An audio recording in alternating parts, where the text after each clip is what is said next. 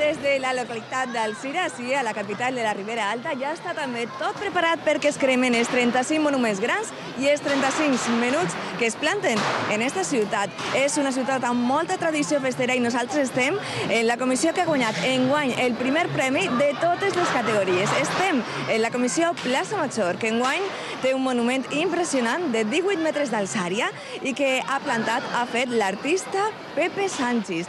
Porta com a lema amb bogeria i parla d'eixes coses que ens fan perdre el cap, com per exemple, avui en dia l'economia, la política, la falta de treball, la joventut, la cirurgia estètica, moltíssimes coses que després veurem en aquest programa especial de la crema. També han guanyat el premi al millor ninot indultat infantil.